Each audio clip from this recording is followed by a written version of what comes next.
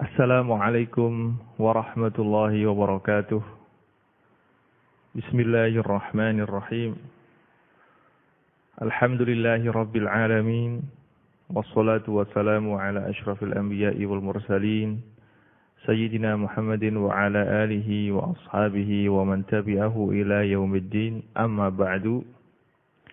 Para pendengar yang saya muliakan, alhamdulillah seperti biasa pada malam hari ini kita bisa bersua kembali dalam kajian kita, kajian Fathul Qorib, kajian fikih, kajian kitab Fathul Qorib. Alhamdulillah dalam kajian kita yang lalu telah kita terangkan, telah kita bahas cara dan tayamum bagi orang yang sakit atau bagi orang yang anggota tubuhnya terluka. Dalam kajian kita yang lalu telah kita terangkan secara gamblang, mudah-mudahan bisa kita pahami dan bisa kita praktekkan. Dalam kesempatan kita kali ini kita akan membahas masalah baru yang tidak kalah pentingnya dengan kajian kita yang lalu. Kita akan membahas mengenai masalah najis.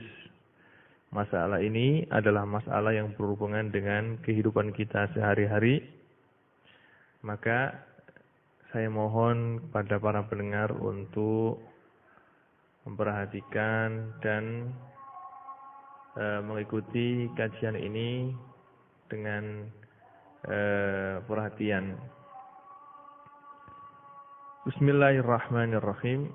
Qala al-musannifu al-imam al-allamah Ahmad bin Husain al-Asfihani al-Syafi'i fi kitabihi At-Takrib rahimallahu ta'ala wa nafa'ana bi ulumihi fid dharain amin. Faslun wa kullu ma'in kharaja minas sabilaini najisun illal maniyya. Fasal, setiap barang yang cair yang keluar dari dua jalan hukumnya adalah najis kecuali air mani. Ini adalah keterangan yang disebutkan oleh Imam Abi Suja. Seperti kebiasaan para ahli fikih, mereka ketika menerangkan tentang masalah najis, mereka tidak menyebutkan definisi dan pengertian daripada najis tersebut. Mereka langsung menyebutkan tentang macam-macam hal yang najis. Seperti yang disebutkan juga dan dilakukan juga oleh Imam An-Nawawi di kitabnya Al-Minhaj. Dan Imam Syairazi di kitabnya At-Tanbih. Kebanyakan ulama ketika mereka menerangkan dan mengajarkan kepada kita masalah najis, mereka tidak memberikan definisi, tapi mereka langsung menyebutkan hal-hal yang najis yang perlu kita jauhi. Sebelum kita membahas mengenai hal-hal yang najis, terlebih dahulu kita ingin menyebutkan definisi daripada najis itu sendiri. Najis, kalau kita lihat menurut bahasa adalah kullun mustakzar. Kullu mustakzarinnya, setiap sesuatu yang menjijikkan dalam bahasa Arab disebut najis. Kullu syai'in mustakzar yusamma najisan. Setiap barang yang menjijikkan bisa kita sebut najis menurut bahasa Arab. Adapun definisi najis menurut ulama ahli fikih, para ulama menyebutkan beberapa definisi mengenai najis ini. Cuma definisi yang paling mudah dan paling ringkas adalah yang disebutkan oleh Imam Ibnu Hajar, mustakzarun yamna'u sihhatus sholati haitsu la murakhis. Yaitu hal yang menjijikkan yang mencegah sahnya sholat kalau memang tidak ada sesuatu yang menjadi uzur. Ini adalah definisi daripada najis. Jadi najis itu, kalau orang yang sholat, kemudian bajunya najis, atau badannya najis, atau tempat sujudnya najis, maka sholatnya tidak sah. Kecuali kalau di sana ada uzur, seperti orang yang terikat, misalnya tidak bisa bergerak, sedangkan baju yang dia pakai adalah baju yang najis, kemudian datang waktu sholat, maka dia sholat seperti dalam keadaannya tersebut tanpa memakai baju yang suci karena dia tidak bisa melakukannya. Maka sholatnya sah. Sholatnya sah karena seperti keadaan tadi, orang tersebut ada udzur sehingga dia tidak bisa memakai pakaian yang suci. Jadi najis menurut ulama fikih adalah mustaqzarun yamna'u sihhatas sholati haitsu la murakhis. Kemudian Imam Abi Sujah di sini menyebutkan hal-hal yang najis. Beliau dalam hal ini pertama kali yang beliau sebutkan adalah setiap sesuatu yang cair yang keluar dari salah satu lubang dua. Yang disebut lubang dua di sini adalah kubul, anus, kubul ada kemaluan, dan tubur anus, maka hal tersebut hukumnya adalah najis kecuali air mani. Untuk hal ini para ahli fikih menerangkan bahwasanya segala bentuk sesuatu yang cair yang keluar dari badan atau dari tubuh binatang itu kita bisa bagi menjadi dua. Itu segala cairan yang keluar dari tubuh binatang, baik itu manusia atau yang lainnya, bisa kita bagi menjadi dua. Yang pertama, jika sesuatu yang cair tadi keluar dari badan manusia atau badan binatang yang lainnya, telah tidak mengalami proses pengolahan dalam perut. Jadi sesuatu yang keluar dari badan binatang tadi, cairan yang keluar dari badan binatang tadi tidak mengalami proses pengolahan dalam perut seperti air liur dan seperti keringat, maka hukum cairan tadi adalah seperti hukum binatangnya. Kalau binatangnya itu najis seperti anjing dan babi, maka hukumnya adalah najis. Kalau binatangnya itu suci seperti kambing, kerbau, sapi, maka hukumnya suci juga. Jadi setiap cairan yang keluar dari tubuh binatang, jika cairan tadi tidak mengalami proses pengolahan dalam perut, maka hukum cairan yang keluar tadi adalah seperti hukum binatangnya. Kalau binatangnya najis seperti anjing dan babi, maka hukum cairan tadi adalah najis juga. Kalau binatangnya suci seperti kambing, sapi, kerbau, maka hukumnya suci juga. Yang kedua, setiap cairan atau barang yang cair yang keluar dari binatang yang telah mengalami proses pengolahan dalam perut. Seperti apa? Seperti kencing, air kencing, seperti tai, seperti darah, seperti muntah. Hal-hal tersebut telah mengalami proses pengolahan dalam perut. Maka kalau keluar hukumnya adalah najis. Hukumnya adalah najis.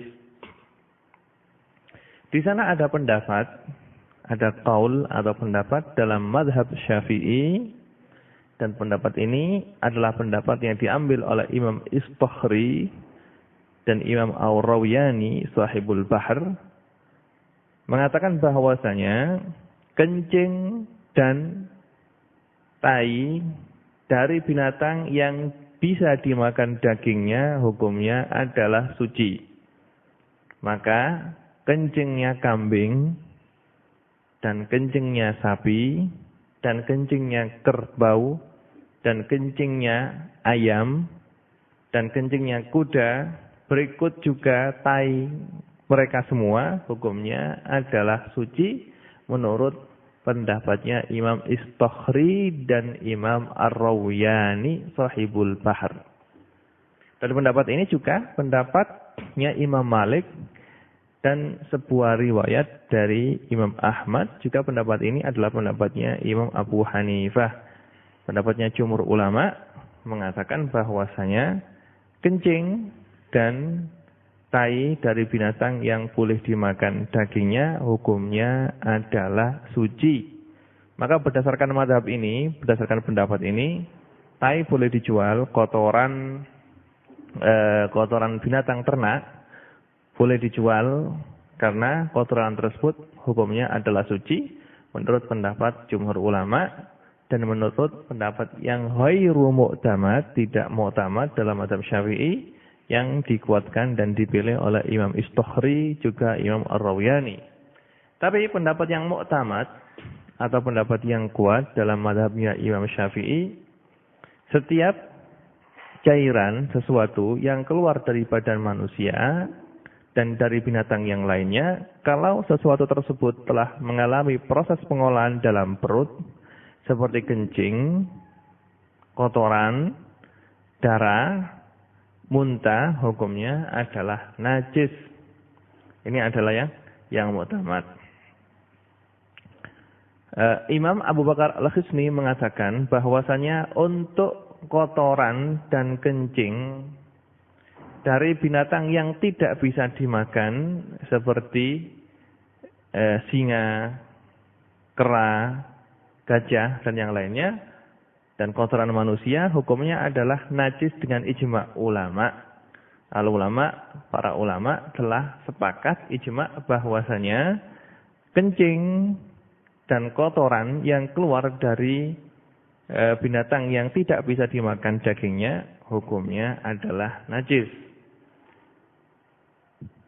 Adapun begitu juga kencingnya manusia. Kencingnya manusia hukumnya adalah najis. Dan ini adalah telah menjadi kesepakatan para ulama. Dalil yang menyebutkan bahwasanya kencingnya manusia ini adalah najis adalah hadis yang diriwayatkan oleh Imam Bukhari dan Imam Muslim. Bahwasanya suatu ketika datanglah seorang badui datang ke masjidnya Rasulullah Shallallahu Alaihi Wasallam dan kencing di dalam masjid. Ketika itu orang Badui ini adalah orang bodoh, tidak ngerti bahwasanya kencing itu hukumnya adalah najis. Maka para sahabat ingin menampar dan memukul orang tersebut, tapi Rasulullah Shallallahu Alaihi Wasallam mencegahnya, karena orang tersebut adalah orang yang mu'allaf, orang yang belum mengerti. Maka Rasulullah SAW mencegah para sahabatnya untuk memukulnya dan menyuruh mereka untuk menyiram kencing tadi dengan seember air. Sabbu dhanuban alaihi minal ma'. Rasulullah SAW memerintahkan siramlah kencing tersebut dengan seember air. Hadis riwayat Bukhari dan Muslim. Dan dalam hal ini, kencingnya manusia hukumnya najis, tidak ada perbedaan antara orang tersebut besar atau kecil, laki-laki atau perempuan. Juga dalam hadis yang lain yang diriwayatkan oleh Ibnu Abbas radhiyallahu anhuma, seperti yang diriwayatkan oleh Imam Bukhari dan Imam Muslim, bahwasanya Rasulullah Shallallahu Alaihi Wasallam pada suatu ketika beliau lewat bertemu dua buah kuburan dan beliau mendengar bahwasanya kuburan tadi itu kedua-duanya telah disiksa oleh Allah Subhanahu wa taala. Marra Rasulullah sallallahu alaihi wasallam bi qabraini faqala innahuma yu'azzabani. Fakana ahaduhuma yamshi bin namimati wa amma al-akharu fakana la yastanzihu minal baul. Wa fi riwayatin la yastatiru minal baul. Rasulullah Shallallahu Alaihi Wasallam lewat dan bertemu dua buah kuburan. Kemudian beliau bersabda bahwasanya dua kuburan ini sedang disiksa oleh Allah Subhanahu Wa Taala. Salah satu dari dua kuburan ini orangnya pada masa hidupnya dia sering melakukan namimah, dia sering melakukan adu domba di antara orang Islam, maka oleh Allah Subhanahu wa taala dia disiksa ketika dia dalam kuburannya. Adapun yang kedua adalah la yastatiru minal baul. Dalam riwayat yang lain la yastabri'u. Dalam riwayat lain la yastanzihu. Adapun yang kedua ini kenapa diazab, kenapa disiksa oleh Allah Subhanahu wa taala? Allah Subhanahu wa taala menyiksanya karena orang tersebut tidak pernah mencuci kencingnya atau tidak pernah membersihkan dan tidak pernah menghindari kencingnya sehingga dia selalu dalam keadaan najis. Maka karena hal ini Allah Subhanahu wa taala menyiksanya. Maka sebagai orang Islam yang taat, kita harus selalu memperhatikan jangan sampai kita kencing sembarangan. Kita jangan sampai kencing sembarangan dan selalu menjaga agar baju kita ketika kencing jangan sampai terkena najis, terkena kencingnya. Juga kalau kencing harus dicuci kemaluannya. Karena saya sering melihat misalnya di airport itu kalau kencing ya kencing berdiri langsung begitu saja, setelah sudah kencing ya ditutup kembali kemaluannya. Tidak. Kalau kencing maka harus dicuci kemaluannya agar kita terhindar dari siksa kubur. Karena Rasulullah SAW dalam hal ini beliau bersabda bahwasanya dua kuburan ini tidak disiksa karena hal yang berat, tetapi disiksa karena hal yang sepele. Yang kedua disiksa karena orang ini disiksa karena dia sembrono dalam kencingnya. Dia tidak pernah membersihkan kencingnya. Maka sebagai orang Islam jangan sampai kita menganggap hal ini adalah hal yang remeh. Kelihatannya hal tersebut adalah remeh, tapi menurut Allah Subhanahu wa taala hal itu adalah hal yang besar yang mengakibatkan orang yang melakukannya masuk neraka, bahkan diazab dan disiksa terlebih dahulu sebelum dia masuk neraka. Ini menandakan bahwasanya kencing ini adalah najis. Tidak boleh kita sembarangan kencing dan sembarangan kita harus menjaga agar sampai kita tidak terkena dan tidak kecipratan kencing yang kita keluarkan sehingga pakaian kita bisa bersih dan suci, bisa dibuat untuk sholat. Ini adalah jadi ringkasnya untuk masalah kencingnya manusia. Seperti yang saya sebutkan tadi, para ulama telah sepakat bahwasanya kencingnya manusia itu hukumnya adalah najis. Begitu juga kotoran manusia dan kotoran hewan, kencingnya hewan yang tidak bisa dimakan dagingnya, maka para ulama telah sepakat bahwasanya kotoran tersebut dan kencing tersebut hukumnya adalah najis. Di sini ada perbedaan pendapat mengenai kotoran dan kencing binatang yang boleh dimakan dagingnya.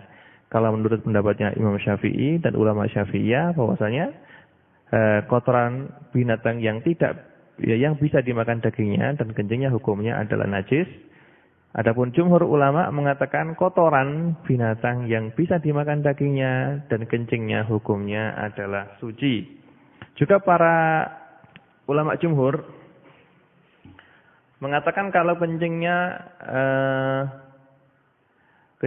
binatang yang bisa dimakan itu suci berdasarkan hadis yang diriwayatkan oleh Imam Bukhari dan Muslim, hadisnya Qabilah Arniyin yang pada suatu ketika mereka datang ke Madinah. Ketika mereka datang ke Madinah, mereka terserang penyakit panas sehingga oleh Rasulullah SAW mereka disuruh untuk meminum kencingnya unta. Dan ketika mereka minum kencingnya unta, mereka sembuh dari panas yang mereka derita. Nah, dari hal ini, para ulama, jumhur ulama mengatakan bahwasanya kencingnya binatang yang bisa dimakan dagingnya hukumnya adalah suci. Adapun Imam Syafi'i mengatakan hadis ini adalah karena Rasulullah SAW ketika itu beliau tidak menemukan obat yang cocok untuk penyakit yang mereka derita, sehingga keadaan ini adalah keadaan istisna, keadaan yang dikecualikan.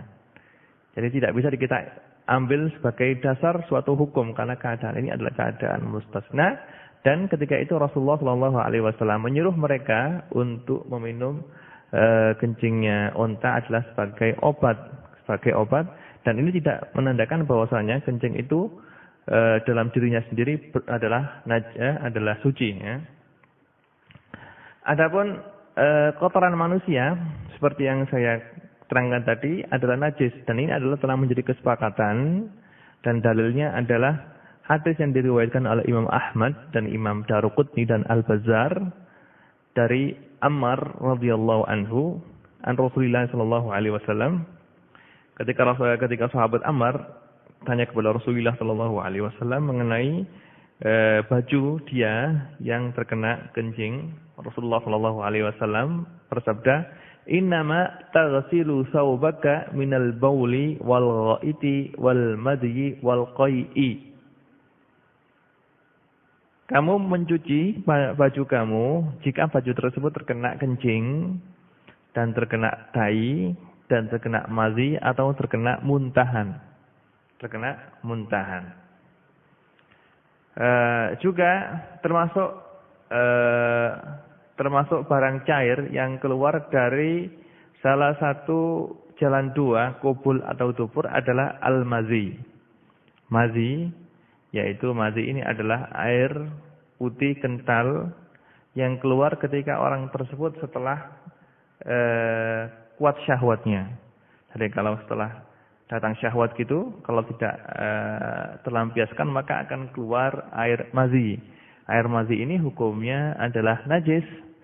Dalilnya adalah hadis yang diriwayatkan oleh Imam Muslim dari sahabat Ali radhiyallahu anhu, "Kuntu rajulan mazza'an fastahyaitu an as'ala Rasulullah sallallahu alaihi wasallam fa amartu al-Miqdad fas'alahu faqala yaghsilu dzakarahu wa yatawadda."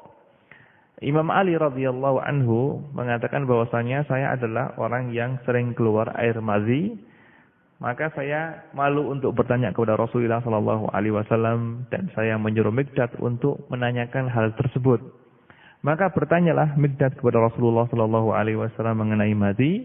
Rasulullah sallallahu alaihi wasallam menjawab, "Yaghsilu dzakarahu wa yatawadda."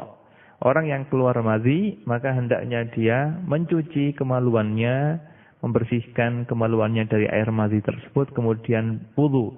Karena wudunya batal dengan keluar mazi tersebut. Termasuk barang yang keluar dari kemaluan adalah mazi. Wadi, ya. Wadi. Wadi adalah air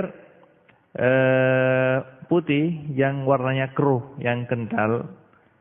Yang mana air ini biasanya keluar kalau orang tersebut dalam keadaan capek. Keluar dalam keadaan capek seperti mengangkat barang yang berat, maka dia akan keluar air wadi. Wadi, ya. Wadi hukumnya adalah najis karena wadi ini adalah keluar dari kemaluan. Hal yang suci yang keluar dari kemaluan cuma mani saja, seperti yang disebutkan oleh Imam Abu Suja di sini. Mani, apakah ia suci atau najis? Menurut mazhabnya Imam Syafi'i, mani hukumnya adalah suci karena mani adalah asal kejadian daripada manusia. Sedangkan Allah Subhanahu wa taala telah bersabda, "Walaqad karramna bani Adam." Kita, kata Allah, telah memuliakan anak turun manusia. Karena mani ini adalah asal daripada kejadian manusia, maka dan Allah Subhanahu wa taala telah memuliakan manusia, maka berarti mani itu sendiri hukumnya adalah suci. Di sana ada pendapat yang lain yang mengatakan mani itu hukumnya adalah najis, dan ini adalah pendapatnya Imam Malik dan Imam Abu Hanifah, mengatakan bahwasanya mani hukumnya adalah najis. Mereka berdalil dengan hadis yang diriwayatkan oleh Imam Muslim, karena Rasulullah sallallahu alaihi wasallam yaghsilul maniyya tsumma yakhruju ila sholati fi dzalika tsawb. Pada suatu ketika Rasulullah sallallahu alaihi wasallam ketika baju beliau terkena mani, maka Rasulullah sallallahu alaihi wasallam mencuci baju tersebut kemudian memakai baju tadi untuk salat. Seandainya mani itu tidak najis, maka Rasulullah sallallahu alaihi wasallam tidak perlu untuk mencuci baju tadi. Tapi ketika Rasulullah sallallahu alaihi wasallam mencuci baju tadi, bisa kita ketahui bahwasanya mani itu adalah hukumnya najis. Adapun dalil yang dipegang atau yang diambil oleh Imam Syafi'i selain ayat tadi adalah hadis yang diriwayatkan oleh Sayyidina Aisyah radhiyallahu anha, laqad ra'aituni afruqu min thawbi Rasulillah sallallahu alaihi wasallam al-maniyya farkan fayusalliya fihi. Hadis diriwayatkan oleh Imam Muslim di Sahihul Muslim bahwasanya Sayyidina Aisyah radhiyallahu anha melihat mani ada di bajunya Rasulullah sallallahu alaihi wasallam, kemudian beliau menggaruk mani tersebut dengan kuku beliau, tidak sampai mencucinya, cuma beliau garuk saja, beliau bersihkan dengan kuku beliau. Kemudian baju yang telah kena mani tadi itu telah dibuat salat oleh Rasulullah sallallahu alaihi wasallam. Rasulullah sallallahu alaihi wasallam memakai baju tadi untuk sholat, sedangkan baju tadi telah terkena mani. Ini adalah dalil yang menyatakan bahwasanya mani hukumnya adalah suci. Karena apa? Karena seandainya kalau tidak suci, tidak mungkin dipakai Rasulullah SAW untuk sholat. Dan ini adalah pendapatnya Sayyidina Ali bin Abi Thalib, Sa'ad bin Abi Waqqas, Ibnu Umar dan Aisyah radhiyallahu taala anhum. Adapun hadis yang pertama tadi yang mengatakan bahwasanya Rasulullah sallallahu alaihi wasallam mencuci baju yang kena mani, maka para ulama, khususnya ulama Syafi'i yang mengatakan Rasulullah sallallahu alaihi wasallam mencucinya itu min babin nadbi. Min babin nadbi atau min babi al-hasi 'alan nadhafah. Karena Rasulullah sallallahu alaihi wasallam adalah orang yang selalu dalam keadaan bersih, maka pencucian baju yang terkena mani tadi itu adalah mimbabin nadbi saja. Dalam bab disunnahkan saja, tidaklah wajib. Ya. Ini adalah mengenai hal-hal yang najis yang keluar dari dua jalan. Kemudian setelah menerangkan hal-hal yang najis, Imam Abi Suja menerangkan cara untuk menghilangkan najis-najis tadi. Beliau mengatakan wa ghaslu jami'il abwali wal arwasi wajibun illa bawl as-sabi alladhi lam ya'kul at-ta'ama fa innahu yathuru bi rasyil ma'i 'alaihi. Dan mencuci atau membersihkan semua najis atau mencuci pakaian-pakaian dan tempat-tempat yang terkena kencing atau terkena kotoran, wajibun hukumnya adalah wajib, illa baulas sabi, kecuali pakaian atau barang yang kena kencingnya anak laki-laki kecil, alladzi lam ya'kulit ta'ama, yang belum pernah makan makanan, fa innahu yadhuru, maka baju atau pakaian yang terkena kencingnya anak laki-laki kecil tadi, yadhuru, bisa suci birasyil ma'i alaihi, dengan mencipratinya dengan air saja. Sebelum kita memang dalam hal ini Imam Abi Suja menyebutkan cara mencuci najis atau membersihkan najis dengan kalimat yang sangat ringkas sekali. Bisa kita terangkan sebagai berikut. Najis menurut ulama Syafi'iyah dibagi menjadi 3. Yang pertama adalah najis mughalladzah, yaitu najis yang diberatkan. Najis mughalladzah ini adalah najisnya anjing dan babi. Yani kalau pakaian kita terkena liurnya babi atau terkena kencingnya anjing atau terkena kotorannya anjing, maka pakaian tersebut terkena najis mughalladzah, najis yang diberatkan. Kenapa sih dikatakan mughalladzah? Kenapa sih kok diberatkan? Karena cara mencucinya sangat sulit, dicuci sampai 7 kali. Yang akan kita terangkan dalam pelajaran yang akan datang. Najis yang kedua adalah najis mukhaffafah, najis yang diringankan. Najis mukhaffafah ini adalah najisnya kencingnya anak bayi yang belum mencapai umur 2 tahun, yang mana anak tersebut belum memakan apa-apa kecuali air susu ibunya. Ya, jadi najis mukhaffafah, kenapa dikatakan mukhaffafah? karena cara mencucinya itu mudah, diringankan oleh agama. Mukhaffaf, dari kata khaffafa yukhaffifu. Mukhaffafa, najis yang diringankan, yaitu apa? Kencingnya anak bayi laki-laki yang belum mencapai umur 2 tahun, 2 tahun Hijriah, yang belum makan apa-apa kecuali air susu ibunya. Dikecualikan air kencingnya bayi perempuan, maka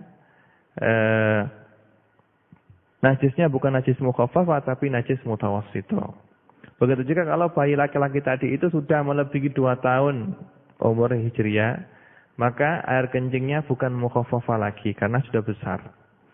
Dikecualikan lagi kalau anak tersebut telah memakan selain air susu ibunya, meskipun air putih biasa, kalau sudah diminumi air putih atau sudah pernah minum susu kaleng, maka kencingnya najisnya bukan mukhaffafah lagi tapi mutawassithah. Macam najis yang ketiga adalah najis mutawassithah. Najis mutawassithah ini adalah najis selain najis mughalladhah dan selain najis mukhaffafah, yaitu kencing, kotoran, semuanya ini adalah tergolong najis mutawassithah. Nah, cara untuk mensucikan dan membersihkan najis mukhaffafah mutawassithah ini sebagai berikut. Untuk najis mutawassithah, maka cara membersihkannya adalah harus dengan menghilangkan dan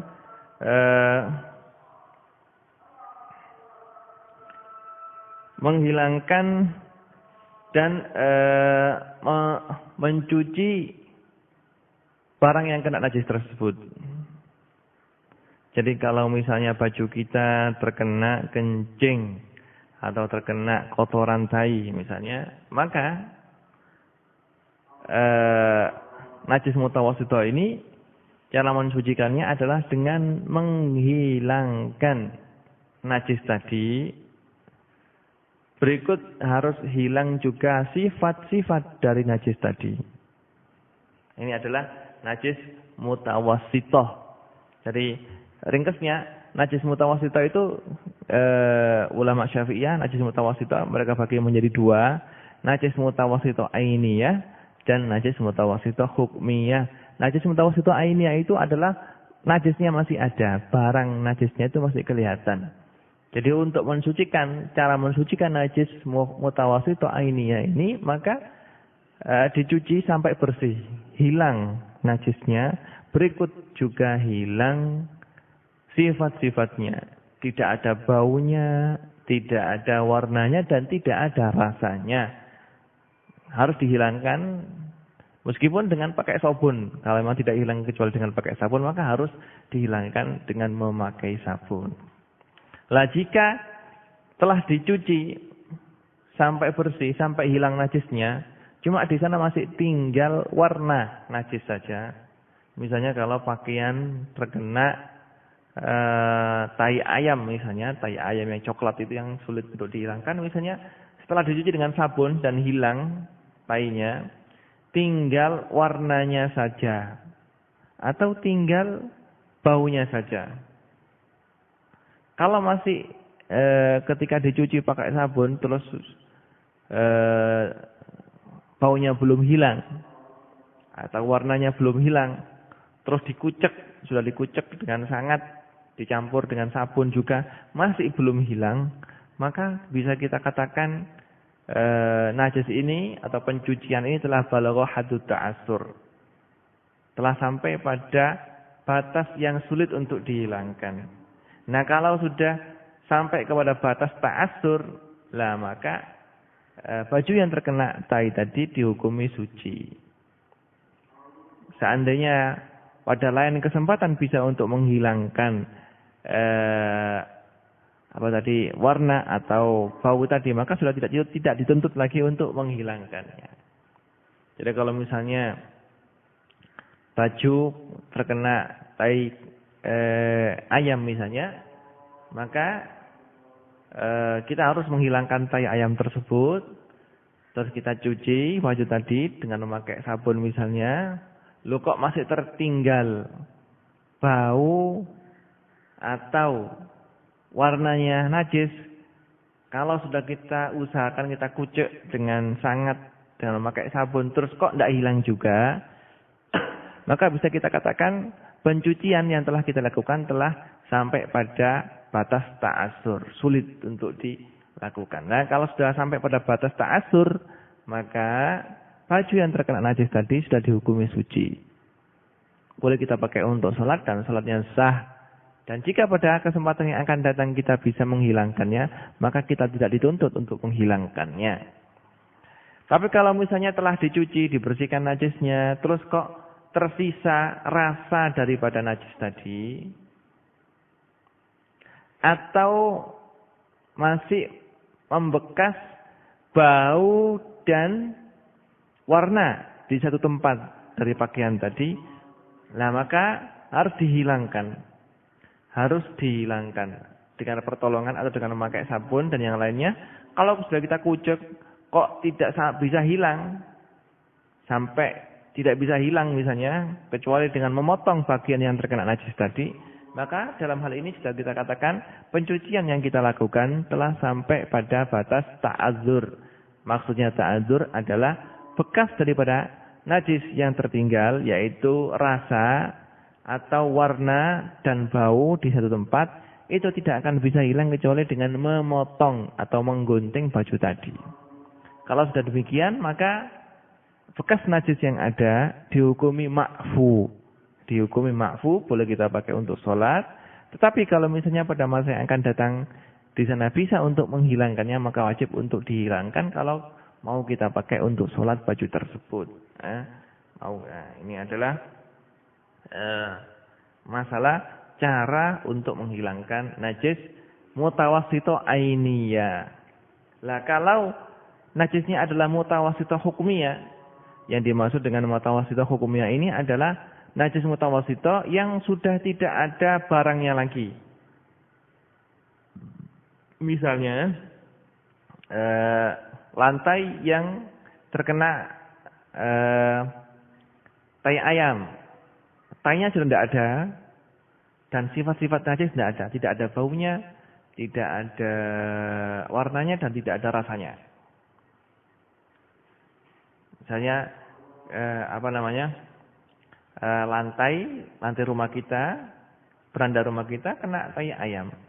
Maka tai tersebut kita hilangkan, kita ambil, kita gosok lantai tadi dengan kerikil atau dengan barang apa sampai bersih terus kita buang. Nah, bekas daripada najis tadi sudah tidak ada sama sekali. Tidak ada baunya dan tidak ada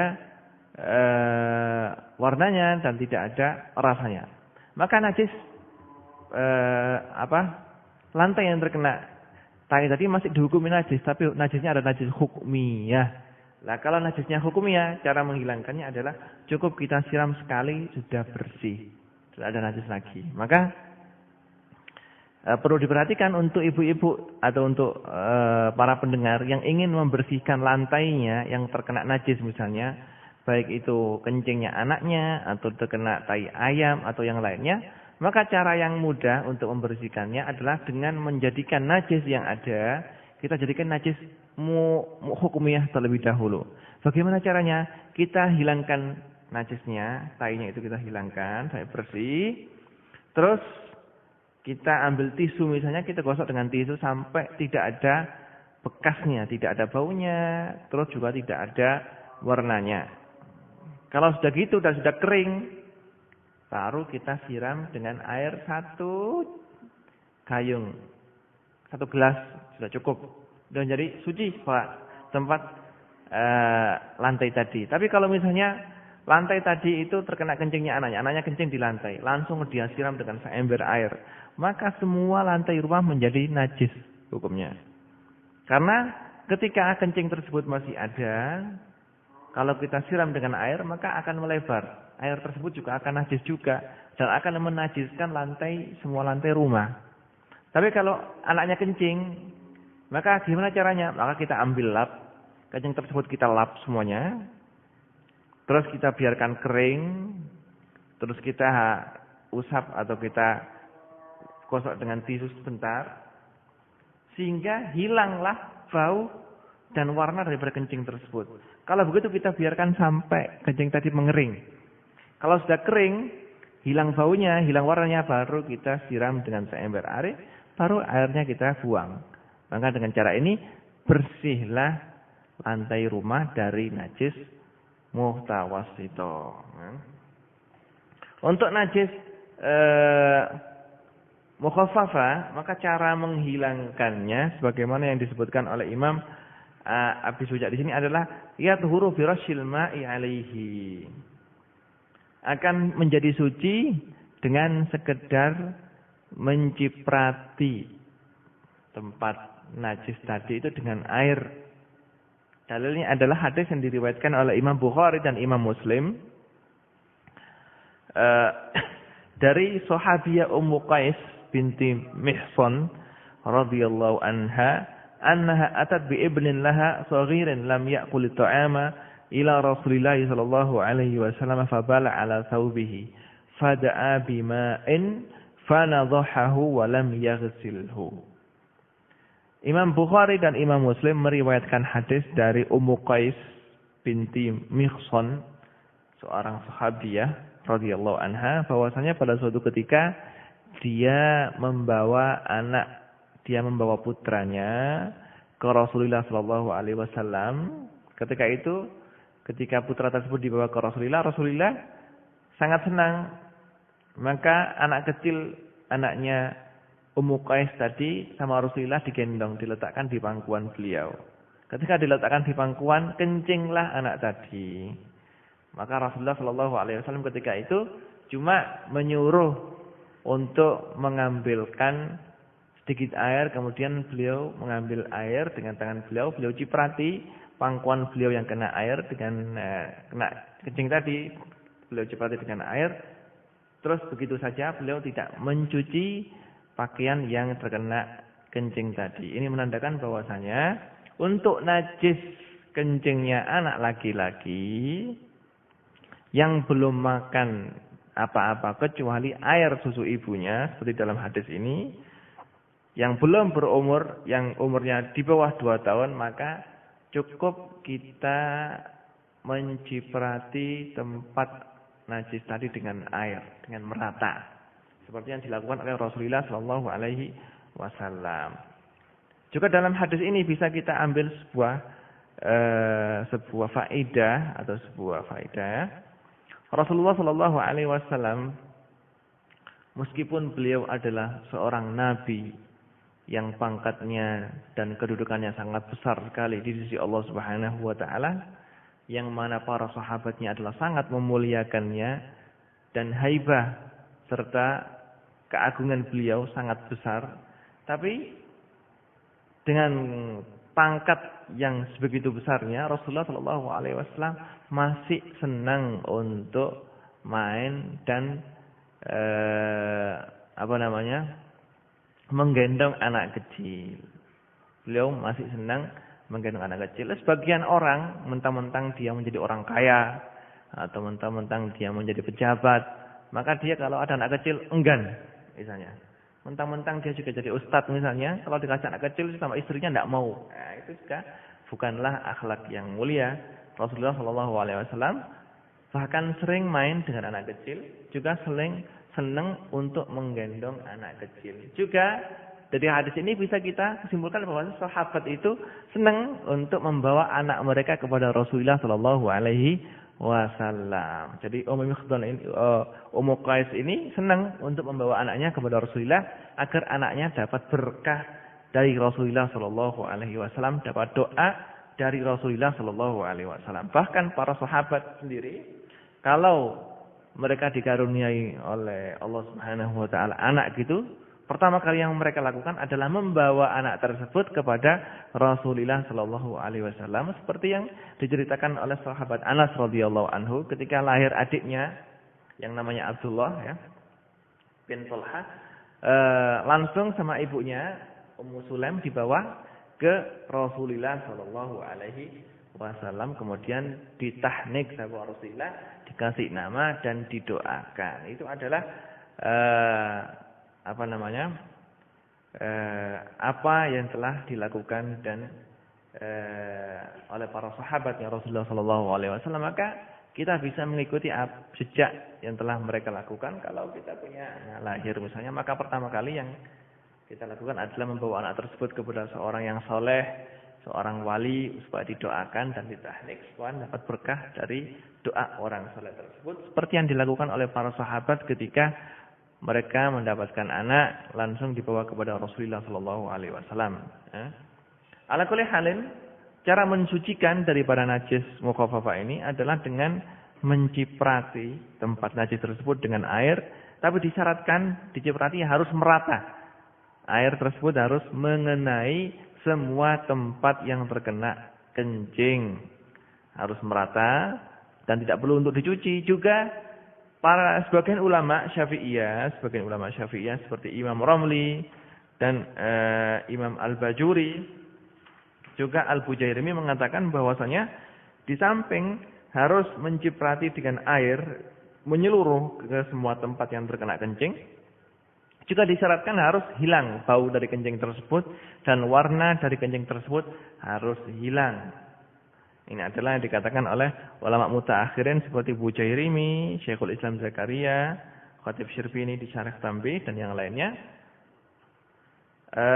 Di samping ya tidak cukup untuk diciprati saja, tapi harus hilang baunya dan warnanya.